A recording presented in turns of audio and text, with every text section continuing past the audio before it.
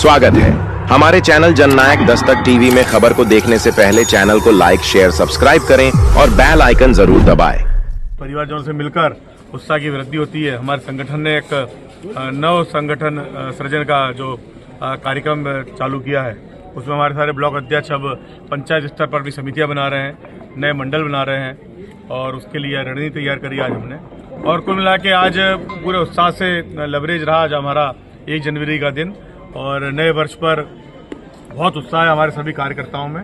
और आने वाले समय में हमारी सत्य विजय होगी, निश्चित रूप से कांग्रेस पार्टी सरकार बनेगी। इसी आशा के साथ सब लोग आज हम इकट्ठे हुए और सबने बड़े अपने मनोयोग से एक होकर आगे बढ़ने का संकल्प लिया है।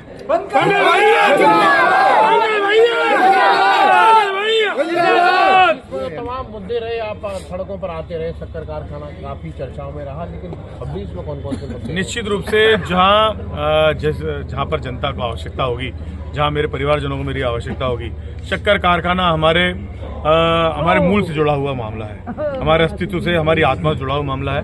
तो जब तक कारखाना चालू नहीं होगा, जब तक तो इस लड़ाई को लड़ना ही है।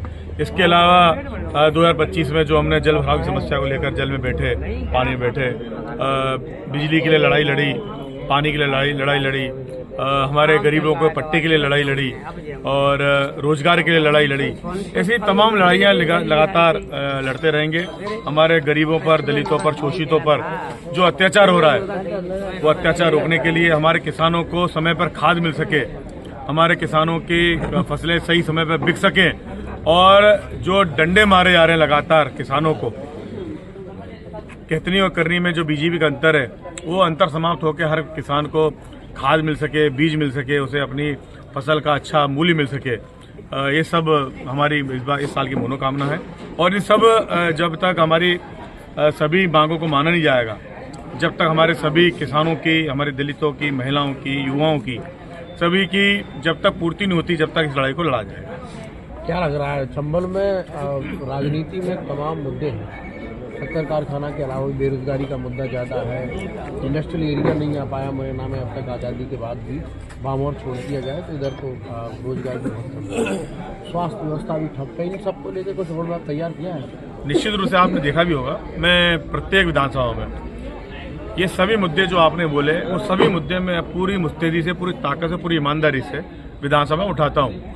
रोजगार की बात हो तो युवाओं के लिए एक स्पोर्ट्स अकेडमी बनाने के लिए मैंने पिछले 1.5 साल से सरकार से मांग कर रखी है। जमीन के लिए मैंने 1 करोड़ रुपये अपनी विधायक निधि में से दिया है, लेकिन अभी तक सरकार ने कोई इसमें बढ़कर कोई कार्रवाई नहीं करी। मैंने बच्चियों के लिए, बेटियों के लिए स्कूल और कॉलेज की मांग करी है कि आप एक स्कूल खोलेंगे तो जो हमारी बच्चियां आगे कॉलेज जाने में संकोचित करके पढ़ा नहीं पाते माता पिता, उसके लिए कॉलेज की मांग करी, वो नहीं हुई। ये आप देख सकते हैं कि MS रोड की चौड़ाई मुश्किल से 25 फुट है और वाहन की संख्या आप देखिए कि एक हाईवे 4 लेन हाईवे भी छोटा पड़ जाएगा, उतने वाहन बढ़ गए हैं, रोज पर डे एक्सीडेंट होते हैं। वो बात में लगातार उठाते आए, चूंकि सरकार नहीं हमारी, हम पूरी ताकत से अपनी बात को उठा सकते हैं।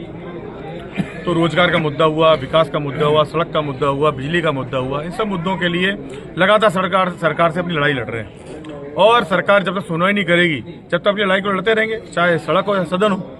हमें दायित्व विपक्ष का मिला है, उस विपक्ष के दायित्व के लिए आप देख रहे होंगे कि अभी इस 2 साल हुए हैं 1 जनवरी को, पूरी ईमानदारी से निर्वहन करने में कहीं कसर नहीं छोड़ी है।